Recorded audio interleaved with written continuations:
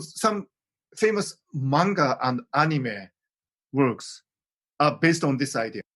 Even children have this idea of never being perfect, but always striving to be perfect. It starts actually from very small age, like 5, 6, when they start to read manga and watch anime. They learn this philosophy because it's something very deep running in Japanese culture, I think. That was Professor Ken Mogi, and this is episode 13 of the Ikigai podcast. Find your Ikigai at ikigaitribe.com. This is episode 13 of the Ikigai podcast, and I'm back with a very special guest, Professor Ken Mogi. Hi there, Ken. Hi, Nick. It's really nice to talk to you. Yes, it's great to have you on the podcast again. You were on episode 6, and we talked about Ikigai and your book, The Little Book of Ikigai. And today we'll be talking about an aspect of Ikigai, Kodawari. But before we jump into that, I'd like to mention a few things that obviously the last time we spoke, the world was very different. If the world was, I guess, still normal, Japan would be gearing up for the Olympics. So what's the feel in Japan at the moment? Well, as you know, Nick, the Japanese really love the Olympics. There's something about the Japanese mindset that embraces the Olympic movement wholeheartedly. I know Australia has hosted several Olympic Games, but for Japan, this would have been the first Summer Olympic Games in 56 years. So there were many, people really enthusiastically waiting for this to happen. So you can imagine our disappointment and our great uneasiness because it has been postponed 1 year. But you never know. I mean, nobody is sure whether the games can go ahead even next year. So you can imagine we are living in a turmoil of emotions and, Yes. fingers crossed. Yeah. Yeah, I think I saw one of your tweets where you said it's possible that if a candidate becomes the mayor of Tokyo, he was saying he would cancel the games. Yeah, one of the candidates is saying that he would cancel the games. And so, I think it's very difficult for any country. But in Japan, because of the Olympics, this pandemic is having a certain poignancy, in people's heart. I mean, so anyway, yeah, we should, somehow carry on using our famous, perseverance and resilience in Japanese way. So yes, which you might be familiar with, actually. Yes. I'm sure. I mean, you guys do have that strength, and I'm sure you will. I mean, and I do think back to the World Cup, of the Rugby World Cup, and how Japan was such a great host, and that was such a huge success, and it was sort of the perfect lead up to the game. So yeah, you're right. It is really disappointing, but hopefully next year we'll be celebrating the games. Yeah, that was a time when we saw many Australians drinking beer just in front of Tokyo Station. So that was a really special year. Yeah, many Aussie people actually drinking tons of beer everywhere. We love our beer. I think, as much as I like to say, we love our beer, we probably have a serious drinking problem. That's something you can do in Japan. You can drink in public. Yeah. We can't do that here. Yeah. No? No, you can't. I mean, you can't drink on the streets. You can only really drink in licensed places or licensed venues.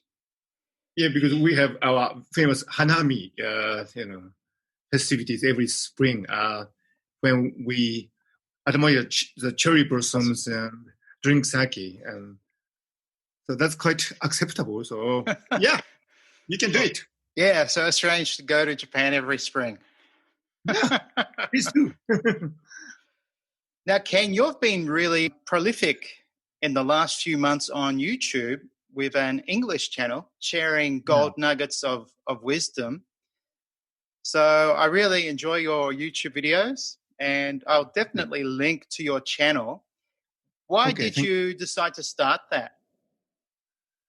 I always had my Japanese YouTube channel and posted something in English from time to time. But, quite simply, because of this pandemic, many of my travel assignments have been canceled. So I had some extra time to do something. So there you are. But yeah, you seem to really enjoy sharing knowledge. So let's do that today with this concept of Kodawari. Now, can you describe Kodawari as a central element of ikigai, being a personal standard to which the individual adheres to in a steadfast manner, an approach whereby you take extraordinary care of very small details? So would you like to elaborate on that?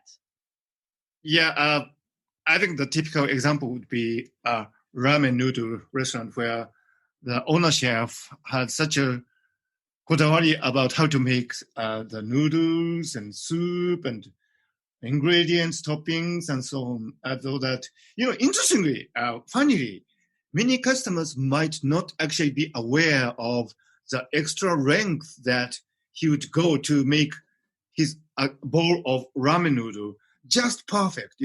Actually, people don't care so much, but, he has this really developed sensitivities for how the noodles should taste in your mouth and so on. So I think, Kodawari is this idea that you have your own rules, you have your own standards, and, no matter whether it's noticeable by the customer or would be appreciated by the market, you do your,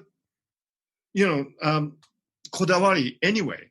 So this is something that goes beyond market economy, something that is more individualistic and more philosophical, I think, even if other people don't notice, you do what you want to do. I see. That is Kodawari. I think ramen is a great example because I know that there are two elements of ramen that are really important. That's the broth and how the time and love and care that goes into making the broth. And I do know that most ramen operators don't make their own noodles, probably because it's quite hard to do that in such a confined space. Yeah. But obviously noodles are very important too. Yeah, I know. This really heated debate about how you should boil the noodles. In some ramen restaurants, you are asked how you would like your noodles. Oh, really? There are many stages of, boiling the noodle. You can have a full boil where you have a really tasty soft noodle, but you can also have a very short, dip into the hot water and just put it out. And, some people love it that way. So there are all these different approach to noodle boiling, and which I think is a great testimony of the fact that Japanese people in general are very particular about what they would love to eat, and they certainly love food. What you're saying does make me think it's almost like when you go and order a steak at a steakhouse, and they'll ask you, do you want rare, medium rare, well done? Yeah. I didn't know that. Okay. Yeah, I didn't know that you could do that with noodles. So would you say Kodawari is something that you feel is generally unique to Japan? I wouldn't say that. I'm sure some Australians would have this Kodawari thing. But I think, maybe you are already aware that Kodawari has a lot to do with Japanese craftsmanship. Japanese craftsmen are so particular about that, the way they do their job, so that the key concept is that you do something beyond the reasonable expectations of the market. I mean, it's not about efficiency or, value added from your work or whatever. These reasonable considerations in the modern economy. It is something more obstinate, So I think in Japanese culture, I think this idea of Kodawari is always associated with somebody who is probably not so talkative, not so communicative, who might not be outgoing, who are not extroverts, who are not really diplomatic, but just sticks to his or her own way of doing things. So it is a fact that in Japan we have these kind of people, and these kind of people have been sometimes glorified in dramas and films and novels and so on. But Japan has this culture of Kodawari and craftsmanship, but I'm sure in Australia, for example, or in other countries, you do have these people who are very particular about their way. Don't you have these people? Oh, I would think so. I mean, I know in your book you cite Steve Jobs as someone who had the Kodawari spirit, and he definitely did. And he had this vision, and some of the products he produced were just, I guess some people would say they were perfect. They were so easy to use, and the design was all about design and experience. And he really did have a massive impact on the world. And he was very passionate about Japanese culture and Japanese craftsmanship. So I do think, there are people in all countries who probably, whether they know it or not, have this Kodawari spirit. And it seems that it's something very personal and almost private in a sense. They're not boasting about what they're producing. It seems something they're very, it's almost like a private thing, and they let their work or their product express those qualities that result from the work they do or their Kodawari spirit. So my question, another question I did have was, is it a practice only artists or craftsmen develop? Or can anyone have, I mean, I guess the answer is anyone can have a spirit of Kodawari as long as they do have this desire to go beyond what's normal, and they do, for some reason, have a strong desire to pay attention to, the fine details of their work. And there seems to be no end. Yeah. There seems to be no perfect result. They'll just keep pursuing it. Yeah, I think there's really no end to what you can do in terms of perfection. And that, I think, is common assumption among Japanese people. For example, Ichiro, who is a baseball player, and he's really a legend in Major League Baseball too, because he moved to the US and did really wonderful stuff there at Seattle Mariners and New York Yankees and so on. I had the privilege of interviewing Ichiro for Japanese TV program several times, and he's a man of Kodawari because he hit the most number of hits, and he was a leading batter in some seasons. So many people think that his batting control is almost perfect, but Ichiro is never satisfied with that. He's always trying to improve his art of, batting and field play. And that is Kodawari. And that is something really common, I think, commonly accepted in Japanese culture. This idea that even if you are a top ranker in some field, whether it's sports or art or craftsmanship or anything, I think the Japanese assumption is that you can improve more. I mean, there's no perfect state. You are never there. You are always on your way to be there, but you are never there in this life. I mean, so the assumption I think many people take when approaching these things. And, some famous manga and anime works are based on this idea. Even children have this idea of never being perfect, but always striving to be perfect. It starts actually from very small age, like 5, 6, when they start to read manga and watch anime. They learn this philosophy because it's something very deep running in Japanese culture, I think.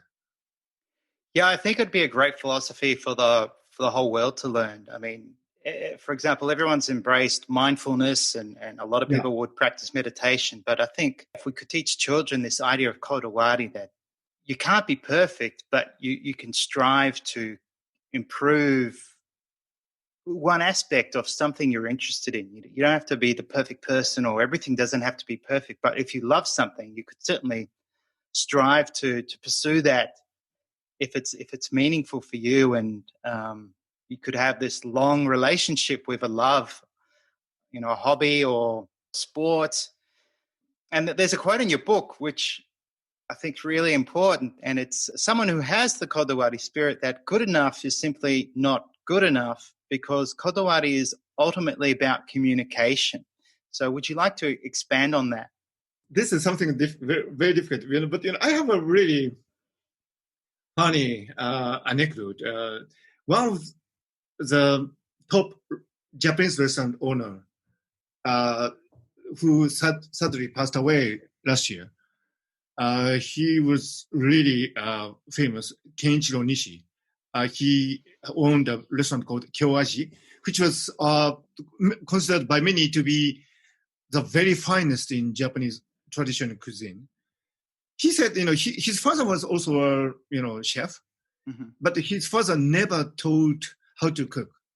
And this is a funny part. And whenever they cooked together in the kitchen, at some crucial moment, when the fathers did something really intricate and difficult maneuvers, father would say to son, bring something, or, go and do something. The father always, makes up some excuses not to let his son to see this really crucial operation. Oh, really? So, so the son would always, prepare many things. So no matter what the father asks, he can, just grab it, because everything was nearby. So in that way, father was always trying to avoid teaching the essential tricks to his son, and son was responding in some, very prepared way to actually keep learning, even if his father stops him from learning the trick. This, I think, is very Japanese because Yes. you can, because normally what in the West, I think when father wants to share something with his son, he would be outgoing and, hey, this is a trick and you should watch this. But this is all about communication, because I think the great wisdom here is that Kodawari, craftsmanship of Kodawari cannot be taught so easily in its essence. So in order to learn it, you must really want to know it really strongly, with all your existence, I think. So, the fact that the father of Kenichiro Nishi, this owner of Kyowaji restaurant, hid the most essential tricks from his son for many years, and the son trying to understand what his trick is. And this is, I think, something that is resonant in many Japanese people's heard, but something probably Western people would find it difficult to understand. What is your take of this anecdote? I mean, I think on the surface, or when you hear it first time, you think, "God, that's unusual. Why would a father do that?" But I think what really is the point is the father saying, if you want to know, if you really do care, my role as a teacher is probably to make you earn it, in a sense that I need to know that you care enough about this. So I am going to make it hard for you. Not to be mean, but to make sure that when you do focus on what I do, this specific point, that, I have your full attention and that you care enough. I mean, that's a great way to teach, because if you do make it hard for someone who wants to learn, they're going to work harder for it, and they'll respect the time when they're learning this special, significant point. Yeah. So as a Japanese, I think this is really, funny because, I'm a scientist, so I was taught the rational Western way to think about things. But when I read novels on samurai warriors, for example, this pattern of something essential hidden, and you try to uncover what is this mysterious mastery of ancient art. This pattern is always there. I mean, so this is something that is so important, apparently, in the Japanese way of achieving, something, and which I think is almost totally absent in the cultures of West, because this I think is a very interesting point. And as somebody who was born here and based in Tokyo, I always find it really interesting because I can't explain it fully myself, but it's there. It's there, but it's something really interesting. It is. I mean, I think it's a very it's quite a powerful indirect way of communicating, but it's a very strong way to communicate. And there's a good example of this, I think, in the documentary Jiro Dreams of Sushi. Yeah. And he has an apprentice who he's making the egg. Yeah. And he's making this egg every day, like 10 times a day or 20 times a day. And every time Jiro tastes the egg, he just says, it's not right. He doesn't elaborate. He doesn't say you need more sugar or you need to mix the eggs longer. He gives him no guidance at all. And then one day, he just casually says, something like, I can't remember, but it seemed like such an insignificant comment. Yeah. But he was saying, you got it. But it was so understated. And most people look at that and go, gee, that's a really unproductive way to help people. Like, why would you make an apprentice go through, literally hundreds of days? Yeah. And then when he's finally there, you kind of say, that's... You might end up being a good chef. I think he said something like that. Yeah.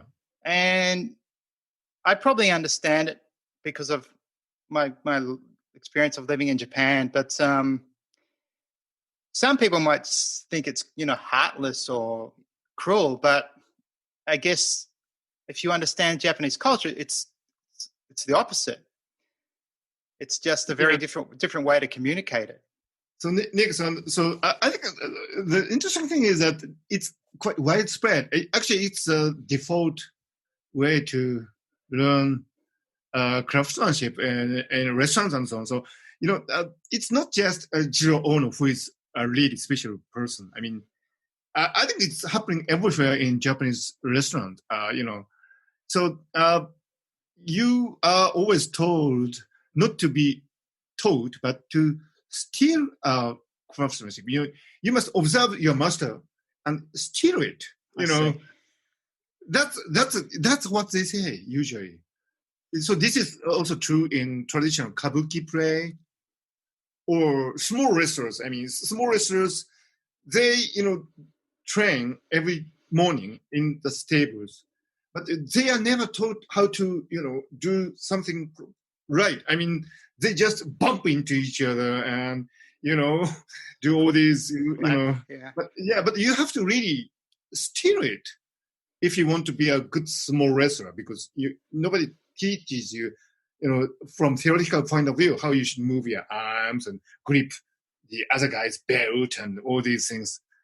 So I think it's something really common in Japanese culture. Well, I guess it draws out the best in the apprentice or the student, and I guess it draws out the best apprentice, because in order to steal someone's craft, I guess you have to be extremely mindful and persistent. And if Yeah. you're waiting to be taught, obviously you're not going to make any progress. So that's a very unique aspect to Japanese culture. I didn't really fully understand, and I obviously still don't fully understand. But I didn't know there was this idea that you steal a craftsman's knowledge or a craftsman's art. Yeah. Moving on, Kent, I've thought about this for a while. Does Kodawari help you reach a flow state, or is it the other way around where you need to be in a flow state to practice Kodawari? From what I have observed, I as a capacity of presenting some TV program also, I actually interviewed many craftsmen, and they seem to be in a state of flow when they do the job. I mean, I went, for example, Wajima Nori place where they produce this, ware where you can have really delicate wares painted in black and red, and you can use it in traditional tea ceremonies and so on. They are in constant state of flow, I think, these craftsmen. The same goes for people who make traditional Japanese sweets in Kyoto, restaurant chefs. Actually, this includes also chefs who are specialists on Italian and French dishes, because arguably you can have one of the best Italian and French dishes in the world here in Tokyo. So, these chefs have one thing in common, which is they are always in a state of flow. Or, they are really like magician, athlete in motion. Like they never stop, always in motion. And there's not a moment when they stop and think, oh, why should I cook this meat, or how should I prepare this vegetable and so on. They are always in constant motion. So it's really beautiful to watch. And I do think that Kodawari is probably synonymous with a flow state. They achieve certain level of mastery. I don't know when they were apprentices. I mean, maybe they had some, hiccups and, but, when they reach a state of being a master, they do have this constant state of flow in which they exercise their Kodawari, which is very interesting. I think I told you my father-in-law in Japan, he makes shinoyaki pottery. Yeah. And actually, I think in the 80s, he was recognized as a dento kogeishi. Wow, that's a wonderful thing, yeah. But when I lived with him, and his factory was like 2 steps away, it was next door to his house, I'd often spend time in the factory, and he would just seem to step into flow so easily, and he would be on his pottery wheel, and just 2 to 3 minutes he'll be producing a machajawan, and then he would remove it off the wheel, and he'd make another one and another one, and then I'd leave the factory and come back 10 minutes later, and there'd be this line of machajawans ready to be fired. And I just couldn't believe how they were. I mean, they weren't identical, but they were all, they all looked uniform and the same. And for him, it was just work. But I was just astounded how easily he could do that. Whereas I was thinking, I just don't think I'd have the mental fortitude to sit down and do that hours on end every day. I've always thought there is this aspect to Kodawari that requires flow. Yeah, definitely. And you do have a first-hand experience of that. Yeah. That's great. Yeah, it's a little bit unfortunate because I probably didn't really understand it fully at the time. But now his two of his sons are making pottery, so maybe they're stealing his craft. Yeah, I'm Hopefully. sure. So touching on craftsman, I did learn another word fairly recently, Ken, and that's shokunin damashi. So shokunin means craftsman, and damashi means spirit. And there's not a lot of information on shokunin damashi on the internet. I have found a quote, and it reads, the Japanese word shokunin is defined by both Japanese and Japanese English dictionaries as craftsman or artisan, but such a literal description does not fully express the deeper meaning. The Japanese apprentice is taught that shokunin means not only having technical skills, but also implies an attitude of social consciousness. The shokunin has a social obligation to work his or her best for the general welfare of the people. This obligation is both spiritual and material, in that no matter what it is, the shokunin's responsibility is to fulfill the requirement. So that sounds very similar to Kodawari. Mhm. Obviously they are very similar concepts, shokunin damashi and Kodawari. Is there a difference? Um, I think Kodawari is a very important part of shokunin damashi, I see. and it's part of the whole spectrum of how people have lived and are living in Japan. I think when a typical Japanese hears this word shokunin damashi, I think he or she would be reminded of the thousands of people who are still working in society without actually being merited for it. I mean, without being lauded in the media or without any spotlight on them. But they do what they can do, and they would love to do. I mean, making some uh, sweets for tea ceremonies, or even in the modern context, making some parts to be used in an automobile or aircraft or Shinkansen bread trains. And these people are all shokunin, and they have all shokunin damashi. So, when you hear this word shokunin damashi, I think the we always associate it with people who are doing their duty in society without boasting about it or without speaking out about it. So it's very Japanese, I think. Because when I go to the United States, for example, every person is boasting about what he or she is doing. I'm not saying that Americans are, bad in that sense. I mean, it's a different attitude toward. Yeah. I don't think your father-in-law boasted about what he made. No. I had no idea how important he was, actually. I just thought, oh, wow, he's pretty good at making pottery. But I've sort of found out later from my wife. And so she didn't even really tell me how good he was. Yeah, it's just her dad.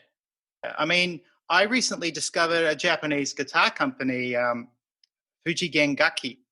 Yeah. And they have made guitars for companies like, there's a company called Ibanez, which is a Japanese company. It's very well known, but they don't actually make guitars. So they really only do branding and marketing. And there's this company in, I think it's in Nagano. They've been making guitars for 70 years. Wow. And they've made guitars for Fender, for Ibanez, obviously Ibanez. They make a lot of guitars for artists. So they make like a signature guitar for artists. And so I thought, wow, that's interesting. I always thought Ibanez was this company that made all these guitars for famous guitarists. Yeah. So I started to do some, look on YouTube for some videos. And I found out that where most companies now use computers to cut the neck of the guitar, workers in this company still they'll use a buzzsaw, but they still cut the necks by hand. And there's one person in this company who can only do that. Oh, And every day he would be cutting hundreds of guitar necks by hand. And it doesn't take him long. It only takes him a few minutes to do one neck, but it's done by hand, which really shocked me, because I thought, surely most companies just do that with a computer and machinery. And the more I watch this short documentary on Fuji Gengaki, you find out their whole process involves this human connection and this pursuit of making sure each guitar attains the best possible standard they can achieve. And if there's a scratch or a dent that most people wouldn't even recognize on the guitar when they do their quality control, they won't sell it. There's examples of this Shokun in Damashi or Kodawari spirit in all facets of Japanese manufacturing or service. I keep discovering these amazing things about Japanese culture, even living there for so long. So it is sort of like a never-ending romance for me to be learning so much about Japan. I guess there's one more thing I'd like to talk to you about, Ken, and this is something you mentioned in your book. And you write, one crucial aspect of Kodawari is that people pursue their own goals above and beyond reasonable expectations based on market forces. And then you write, eventually something miraculous happens, a breakthrough, the creation of a new genre of products resulting in a new market where people are prepared to pay premium prices for qualities previously unimagined. So would you like to offer an example of that? well, something I'm probably familiar with is sake, Japanese rice wine. Many rice wine producers really go for what they do is incredible. I mean, maybe you are familiar. I mean, ginjo is when you polish the rice until only a tiny fraction of the original grain remains. I mean, only maybe 10%, or in extreme cases, 20%, 30%. And so that adds to the purity and fragrance of the sake taste. And, what is funny is that many sake masters actually, they cannot drink sake. I mean, that often happens. I mean, they cannot take alcohol, so they do not enjoy sake, but, they produce the best sake. So that is kind of a contradiction, but I think which is very interesting, because, the craftsmen do this not for their own personal pleasure, but, for somebody else. So I think sake making is one of the, and Japanese whiskey, of course. I mean, nowadays Japanese whiskey is really regarded highly in the world market, and you cannot really get hold of the best century whiskeys like Hibiki, Hakushu, and so on very easy, because they are so rare now. And also, even Japanese gins, gin is always considered as British, I think, but, now you can get really wonderful gin from Kyoto. Gin, okay. Kinobi. Do you know Kinobi? No. It's a Japanese craft gin, and it's really wonderful. It has opened up a whole new world of what gin can be. I mean, it's something beyond belief. I would really love to give you a bottle of Kinobi. It would change your concept of gin forever. I hope we can share a bottle. I'm dead serious. One of my best friends, he's based in Dan. He's based in California. out of the blue, he sends me this email that, he says, "Hey Ken, do you know this gin from Kyoto, Kinobi?" Yeah, of course I know. And he said, that's the best thing you can get in the world. And he's saying that from California. Wow. Kinobi. Kenobi. So this is the kind of breakthrough that you are talking about. Yes. Well, that's another thing about Japan. They'll look to something outside of their culture and think, okay, whiskey. Let's try and make whiskey. And after 30, 40 years, 50 years, maybe 100 years, all of a sudden, people start talking about this amazing Japanese whiskey, or obviously people are going to be talking about this amazing Kenobi gin. Yeah. And Japanese have this talent for taking something already, I guess, that's produced at a high standing, but putting their own stamp on it, and in the process making it perhaps, more refined or a better quality.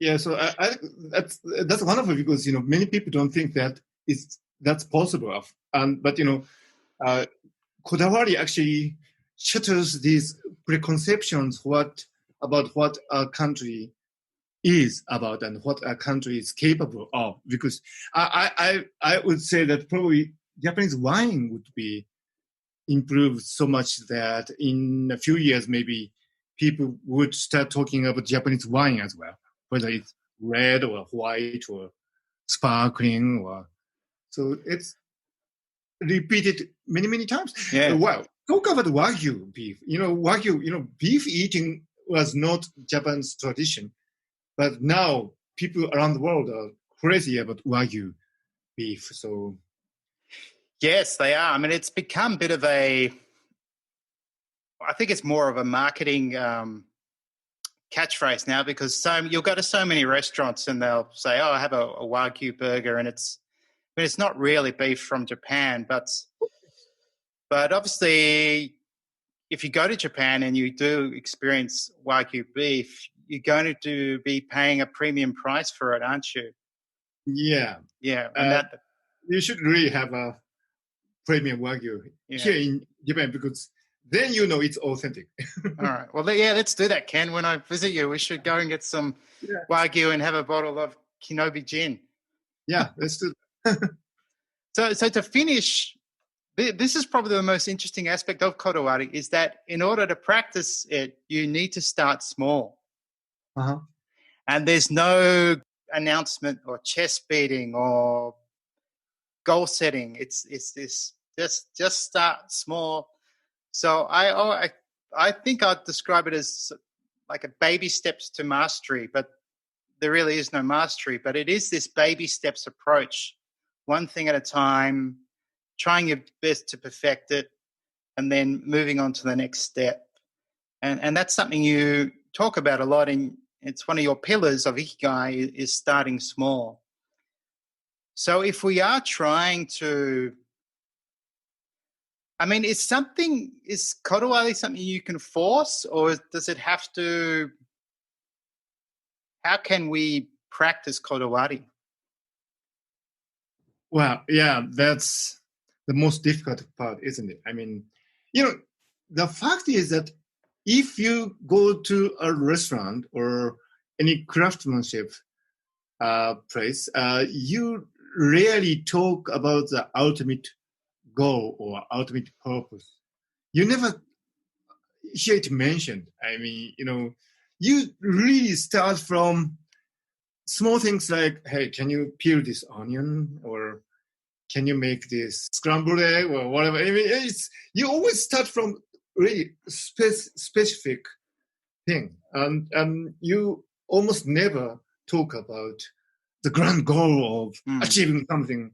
And that is the spirit of starting small. And but it's not that that shokunin or craftsmen do not have any goals. I mean, they do have goals, but they do not mention it. So I think this is a great way of starting things, because too many times people talk about the ultimate goals. You can even discuss it in modern setting. For example, people who make games, many kids' dream job is probably now making games and to be a game producer.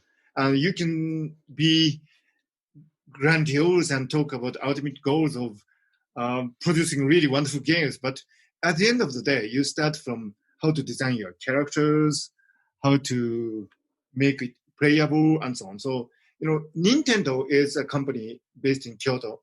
And Nintendo, of course, produced all these wonderful game characters like Super Mario and so on.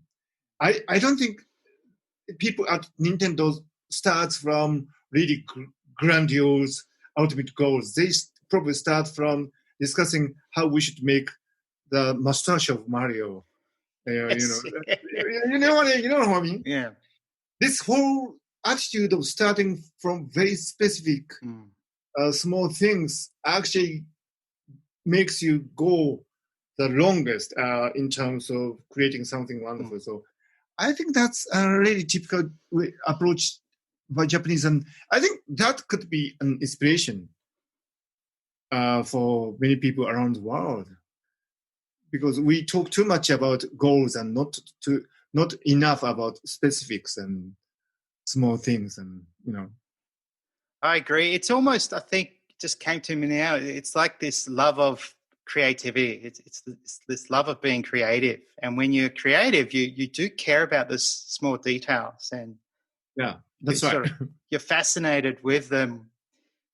And it might be really important to the person creating and to people around them. They might think, well, why is he so obsessed with this or that? So yeah. I thought it might be a love of learning, but I think it's more of a love of creating.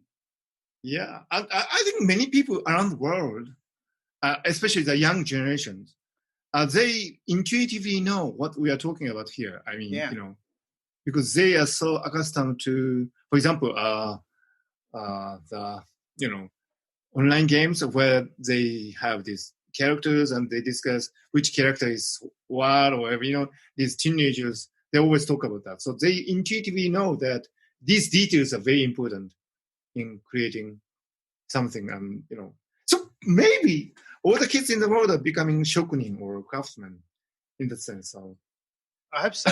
we always need more. So let's hope that's the case. So can I have one really important question I forgot to ask you on our previous podcast? And that is, what is your ikigai? Oh, you didn't ask that one? I think you have several, but I don't think I asked. No. So I think I have many goals. Of course, I like to do something about the mind-brain program and so on.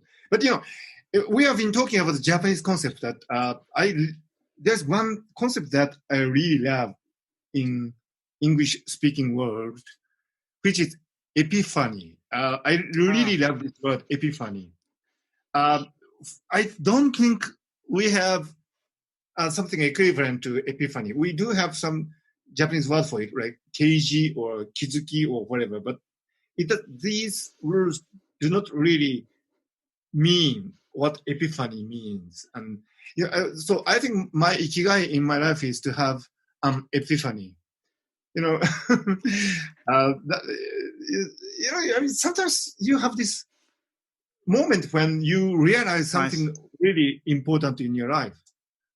For example, you think about your father. I mean, you don't say thank you enough to your parents, right? Yes.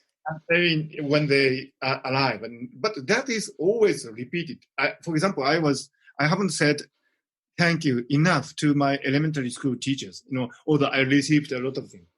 But you realize, I think, Nick, you must have given many, many things to other people in your life. I'm sure, because you're such an inspirational person. You have given many, many things to other people. But these people don't come back to you and say, thank you. Yeah. But it's a mutual thing. Yes, So, yes.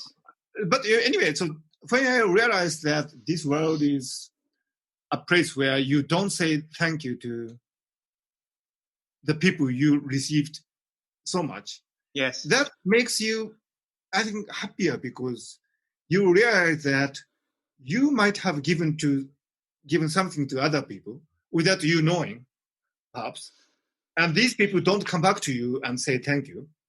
Yeah. But when you look back on your life, you have met all these people who have given you really wonderful inspirations and valuable teachings, but you don't say thank you to these people.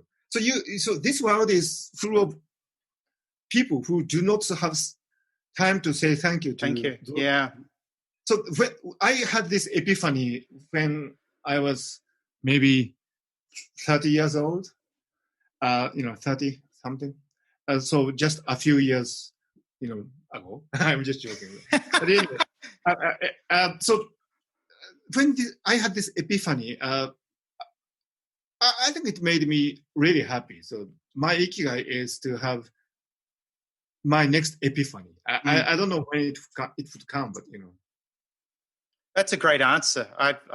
I thought you were going to say something about butterflies or your work or. Oh yeah, of course, these things. Yeah, but I probably just described my greatest ikigai in my life. I was just going to say that's maybe think of the word. Is it satori? Is that close to an epiphany or? I think so. Yeah. Yeah. Look. I mean, going back to thanking people, I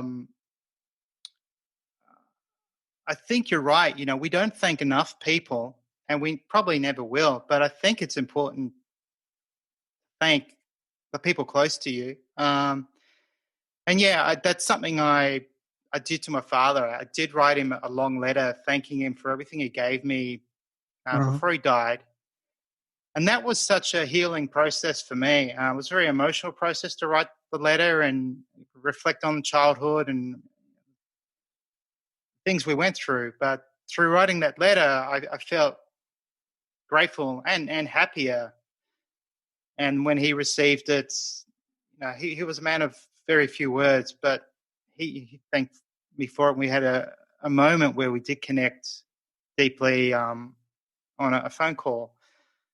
So yeah, maybe we definitely need to thank people and probably do it in a way that's meaningful, not just say, hey, thanks for helping me, but actually, write a letter or something where you go into detail and say, hey, this is what you gave me and this is what it meant to me.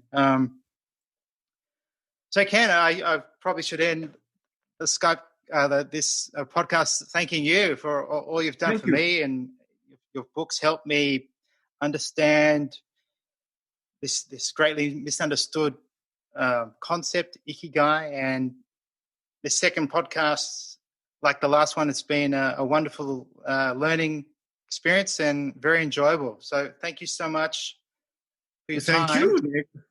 Thank you for your wonderful, podcast. And my pleasure. It's always such a pleasure to talk to you. So yes. Thank you. Yeah, I feel like giving you a virtual hug or something. So I do look forward to meeting you in person, hopefully this year or next year. And have some wagyu. Yeah, and kinobi. With kinobi. Yeah. Okay. Yeah. But let's do this again. I'll think of another subject. Sure. And Definitely. So thank you so much, Ken. Thank you very much. Thank you. I hope you enjoyed this episode of the Ikigai podcast. To download Ikigai worksheets, to take the Ikigai questionnaire, or to join the Ikigai tribe, please visit ikigaitribe.com.